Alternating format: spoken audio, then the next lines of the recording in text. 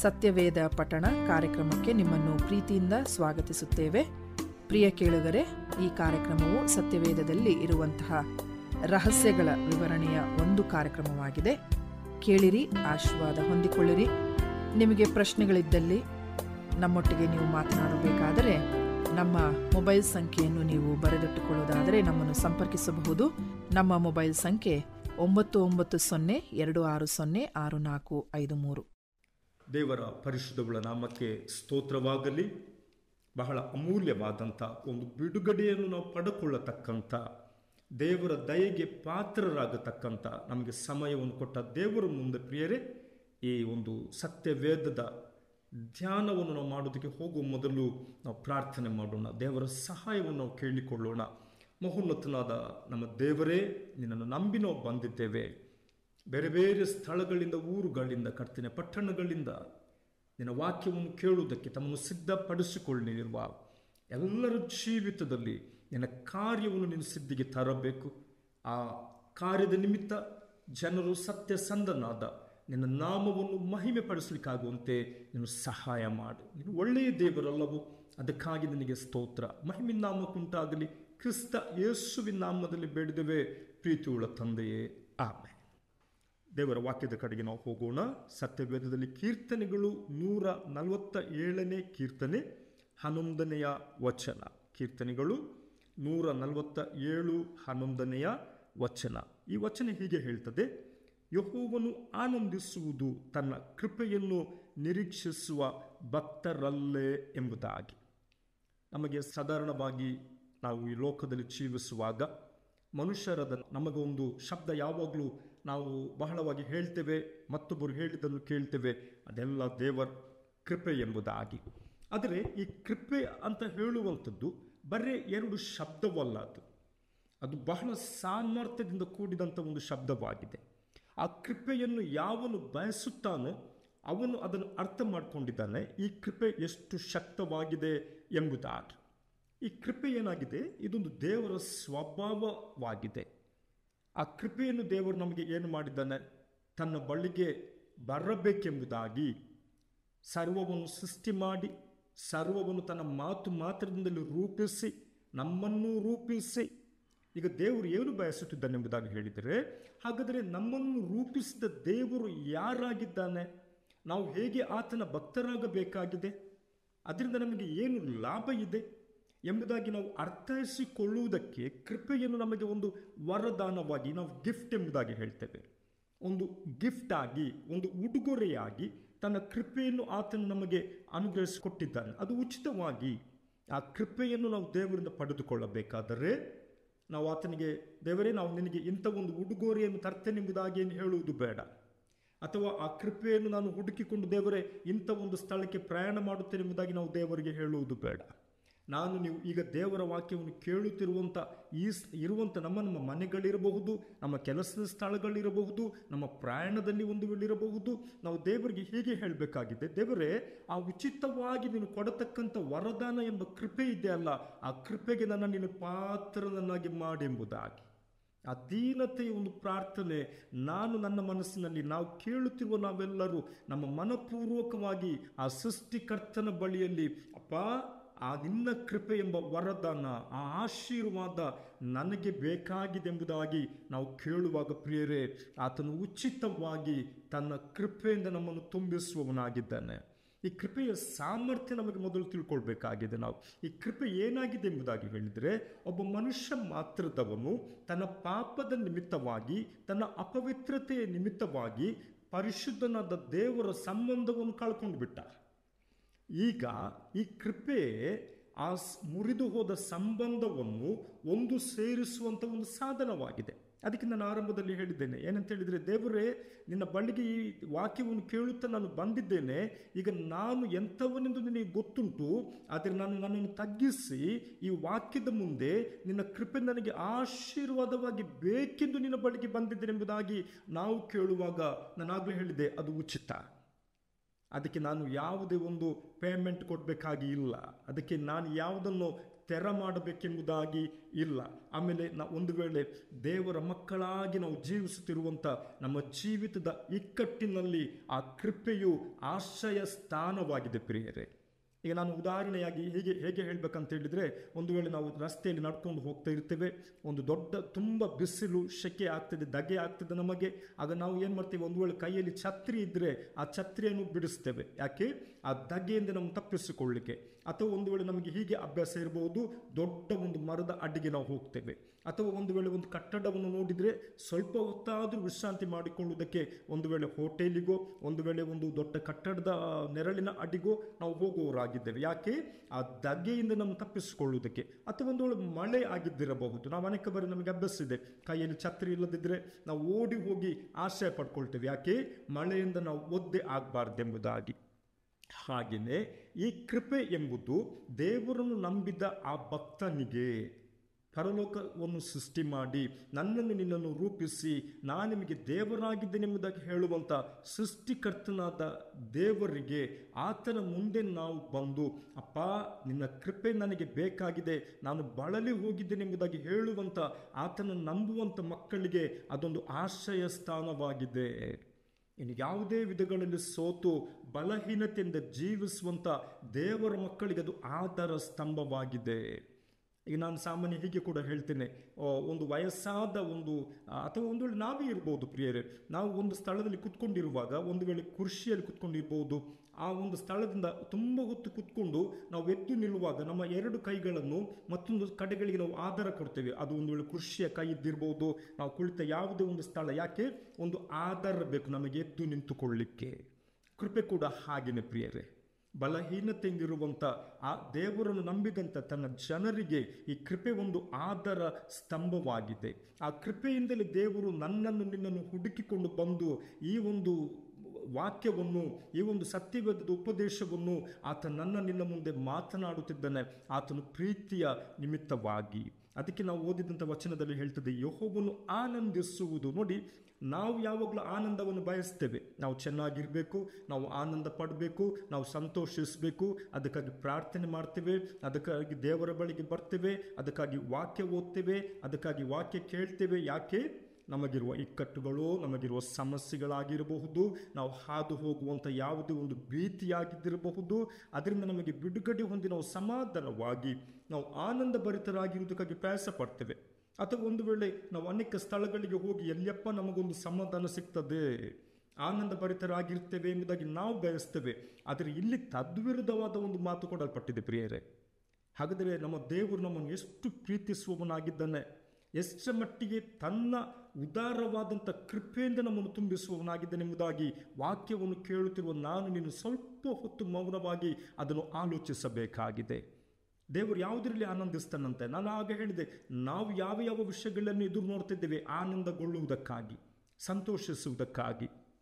ಆದರೆ ಯಾವಾಗ ಉಚಿತವಾಗಿ ದೇವರು ನಿನಗೆ ವರದಾನವನ್ನು ಅನುಗ್ರಹಿಸಿಕೊಟ್ಟಿದ್ದಾನೋ, ಕೃಪೆಯನ್ನು ಉಚಿತವಾಗಿ ಕೊಟ್ಟಿದ್ದಾನೋ, ಆ ಕೃಪೆಯನ್ನು ನಾವು ಆಶ್ರಯ ಸ್ಥಾನವಾಗಿ, ಒಂದು ಆಧಾರ ಸ್ತಂಭವಾಗಿ, ನಾನು ನೀನು ಒಂದು ಕೋಟೆಯಾಗಿ ನಾನು ಆತುಕೊಳ್ಳುವಾಗ ನಿಜವಾಗಲೂ ದೇವರ ನಡೆಸುವಿಕೆಯ ಅನುಭವದ ಎಡೆಗೆ ನಾನು ನೀನು ಸಾಗುವವರಾಗಿದ್ದೇವೆ ಪ್ರಿಯರೇ. ಈಗ ನಮಗೆ ಯಾರಾದರೂ ಒಂದು ಉಡುಗೊರೆ ಕೊಡುವಂಥ ಸಮಯದಲ್ಲಿ ಆ ಕೊಟ್ಟ ಉಡುಗೊರೆಯನ್ನು ನಾವು ಗೌರವವಾಗಿ ತಕ್ಕೊಂಡು ನಾವು ಗೌರವವಾಗಿ ನಾವು ಅದನ್ನು ಉಪಯೋಗಿಸಿಕೊಳ್ಳುವಾಗ ಉಡುಗೊರೆ ಕೊಟ್ಟವರು ಸಂತೋಷಿಸ್ತಾರೆ, ಉಲ್ಲಾಸಿಸ್ತಾರೆ. ಓ, ನಾನು ಇಂಥ ವ್ಯಕ್ತಿಗೆ ಒಂದು ಮೊಬೈಲ್ ಕೊಟ್ಟೆ, ಇಂಥ ವ್ಯಕ್ತಿಗೆ ಒಂದು ಟಾರ್ಚ್ ಕೊಟ್ಟೆ, ಇಂಥ ವ್ಯಕ್ತಿಗೆ ಒಂದು ಸ್ವಲ್ಪ ಕಷ್ಟದಲ್ಲಿ ಸ್ವಲ್ಪ ಹಣದ ಸಹಾಯ ನೀಡಿದೆ, ಅವನದನ್ನು ಉತ್ತಮವಾಗಿ ಉಪಯೋಗಿಸಿಕೊಳ್ಳುತ್ತಿದ್ದನೆಂಬುದಾಗಿ ಹೇಳುವಾಗ ಆ ಉದಾರವಾಗಿ ಕೊಟ್ಟಂಥ ವ್ಯಕ್ತಿ ಸಂತೋಷಿಸ್ತಾನೆ, ಉಲ್ಲಾಸಿಸ್ತಾನೆ. ನಾಳೆ ತಿರುಗಿ ಆ ವ್ಯಕ್ತಿಗೆ ಯಾರು ಸಹಾಯ ಪಡ್ಕೊಂಡಿದ್ದಾನಲ್ಲ, ಆ ಸಹಾಯ ಪಡ್ಕೊಂಡ ವ್ಯಕ್ತಿಗೆ ತಿರುಗಿ ಸಹಾಯ ಮಾಡುವುದಕ್ಕಾಗಿ ಸಹಾಯ ಕೊಟ್ಟಂಥ ವ್ಯಕ್ತಿಯು ಅವನು ಸಂತೋಷವುಳ್ಳವನಾಗಿರ್ತಾನೆ. ಯಾಕೆ? ನಾನು ಕೊಟ್ಟ ಉಡುಗೊರೆಯನ್ನು ಅವನು ಉತ್ತಮವಾದ ರೀತಿಯಲ್ಲಿ ಬಳಸಿಕೊಂಡನೆಂಬುದಾಗಿ. ಅದೇ ರೀತಿ ಪ್ರಿಯರೇ, ದೇವರು ಕೂಡ ನಮಗೆ ತಂದೆಯಾಗಿದ್ದಾನೆ. ನಾವು ಯೇಸು ಕ್ರಿಸ್ತನ ಬಳಿಗೆ ಬರುವಾಗ, ಯೇಸು ಕ್ರಿಸ್ತನ ನಮಗೆ ಕೃಪಾನಿಧಿಯಾಗಿ ಕೊಟ್ಟಂಥ ಪರಲೋಕದ ಕೃಪಾಪೂರ್ಣನಾದ ದೇವರು ನಮ್ಮನ್ನು ಪ್ರೀತಿಸುವವನಾಗಿದ್ದಾನೆ. ರೋಮಾಪುರ ಎಂಬುದಾಗಿ ಹೇಳಲ್ಪಡುವಂಥ ಒಂದು ಹೊಸ ಒಡಂಬಡಿಕೆಯ ರೋಮಾಪುರದವರಿಗೆ ಬರೆದ ಪತ್ರಿಕೆ ಎಂಬಂಥ ದೇವರ ವಾಕ್ಯದಲ್ಲಿ ನಾವು ನೋಡುವಂಥ ಸಂದರ್ಭಗಳಲ್ಲಿ ಅಲ್ಲಿ ಮೂರನೇ ಅಧ್ಯಾಯ 25ನೇ ವಚನ ಹೀಗೆ ಹೇಳ್ತದೆ ನೋಡಿ, ಗಮನ ಕೊಟ್ಟು ಕೇಳ್ರಿ. ರೋಮಪುರದವರಿಗೆ ಬರೆದ ಪತ್ರಿಕೆ 3ನೇ ಅಧ್ಯಾಯದ 25ನೇ ವಚನ. ಈತನು ತನ್ನ ರಕ್ತವನ್ನು ಸುರಿಸಿ, ಅಂದರೆ ಯೇಸು ಕ್ರಿಸ್ತನು ತನ್ನ ರಕ್ತವನ್ನು ಸುರಿಸಿ ನಂಬಿಕೆ ಇದ್ದವರಿಗಾಗಿ ಕೃಪೆಯು ಆಧಾರವಾಗಬೇಕೆಂದು ದೇವರು ಯೇಸು ಕ್ರಿಸ್ತನನ್ನು ಮುಂದಿಟ್ಟನಂತೆ. ಅರ್ಥ ಆಗ್ತಾ ಉಂಟು ಅಂತ ನಾನು ಎಣಿಸ್ತೇನೆ ಈ ವಾಕ್ಯವನ್ನು ನಿಮಗೆ ಕೇಳುವಾಗ. ಹಾಗಾದರೆ ಕೃಪೆಯು ನಮಗೊಂದು ಆಧಾರವಾಗಿದೆ ಎಂಬುದಾಗಿ ನಾನು ಆಗಲೇ ಹೇಳಿದೆ. ಹಾಗಾದರೆ ತಂದೆಯಾದ ದೇವರ ಒಂದು ಶುಚಿತ್ವವೇನಾಗಿದೆ? ಯಾತಕ್ಕಾಗಿ ಲೋಕಕ್ಕೆ ತನ್ನ ಪ್ರಿಯ ಕುಮಾರನನ್ನು ನಮಗೋಸ್ಕರ ತನ್ನ ಕಳುಹಿಸಿಕೊಟ್ಟನು? ಯಾತಕ್ಕಾಗಿ ಯೇಸು ಕ್ರಿಸ್ತನು ಪರಿಶುದ್ಧವಾದ ರಕ್ತವನ್ನು ಸುರಿಸಿದನು? ಆತನು ಅಸಹಾಯಕನೆಂಬುದಾಗಿ ಅಲ್ಲ. ನನ್ನ ನಿಮ್ಮ ಪಾಪಗಳು ಕ್ಷಮಿಸಲ್ಪಡಬೇಕಾಗಿದೆ.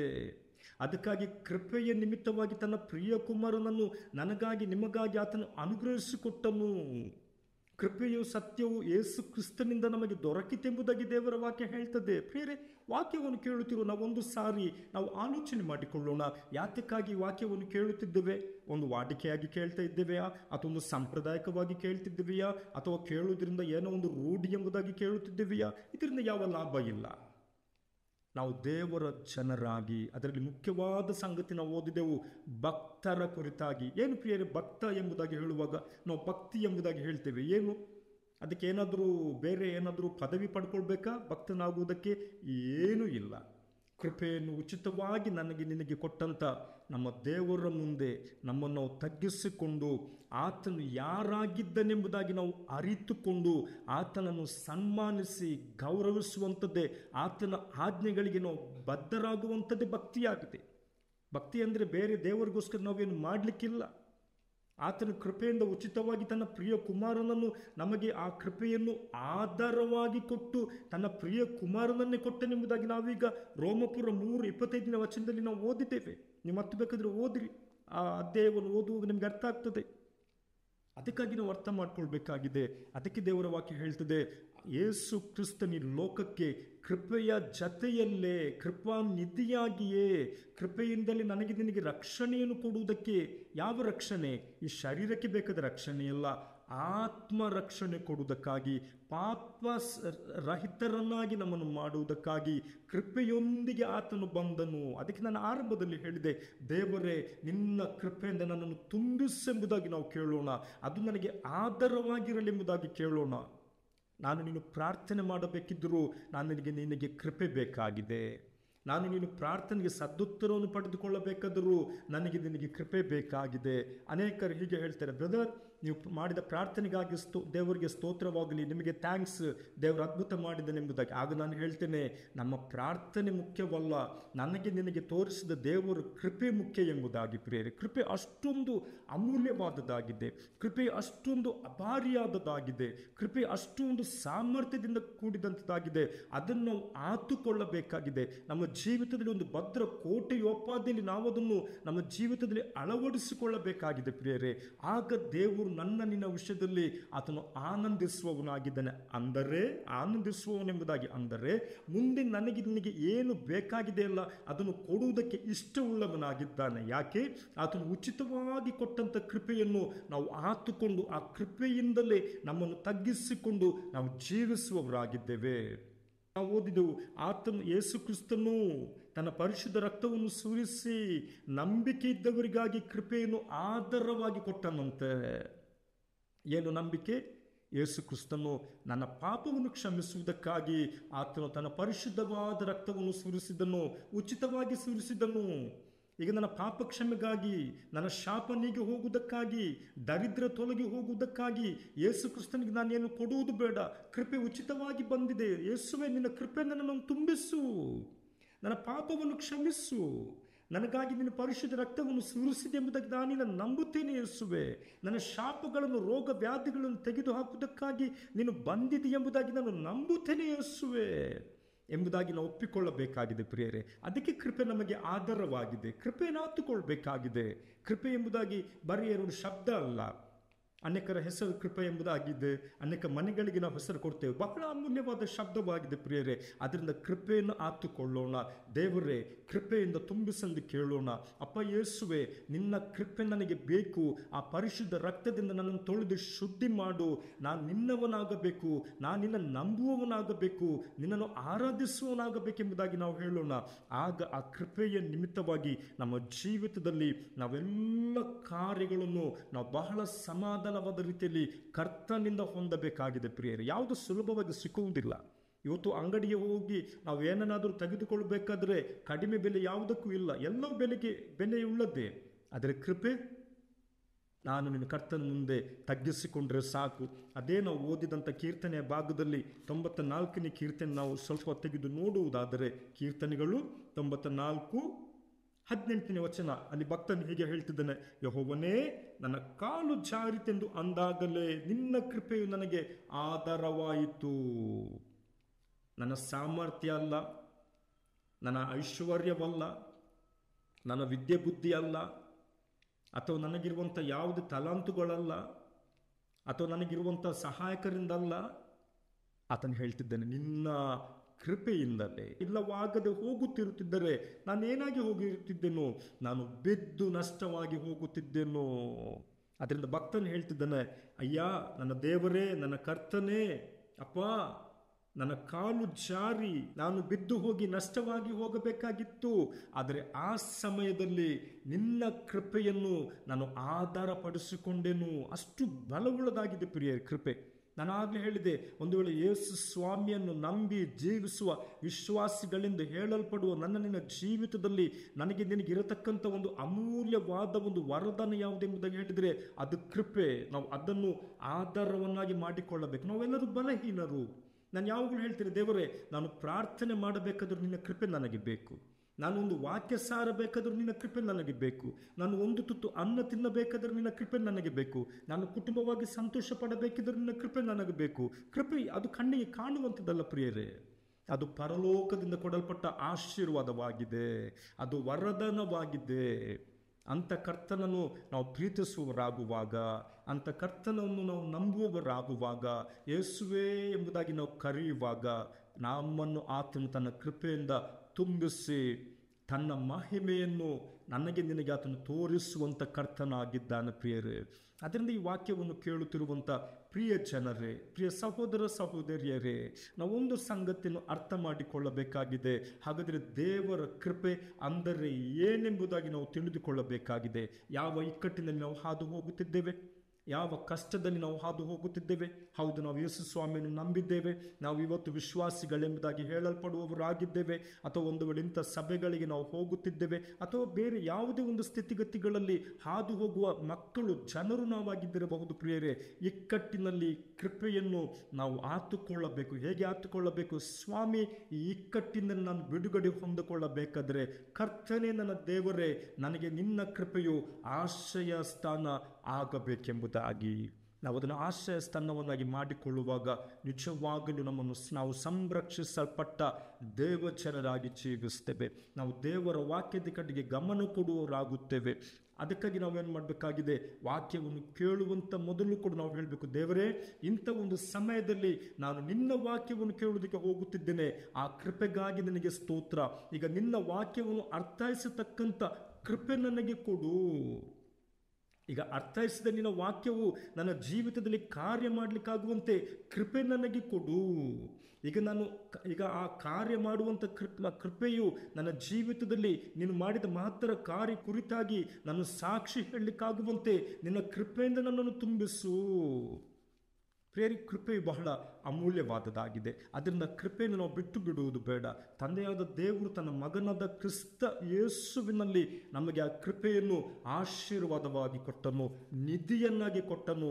ಆದರೆ ಅನೇಕ ಬಾರಿ ನಾವು ಅದರ ಬೆಲೆಯನ್ನು ಅರಿತವರಲ್ಲ. ಕೃಪೆಯನ್ನು ಅನೇಕ ಬಾರಿ, ಅದಕ್ಕೆ ಪೌಲನು ಹೇಳ್ತಿದ್ದಾನೆ, ನೀವು ಕೃಪೆಯನ್ನು ವ್ಯರ್ಥ ಮಾಡಬೇಡಿರಿ.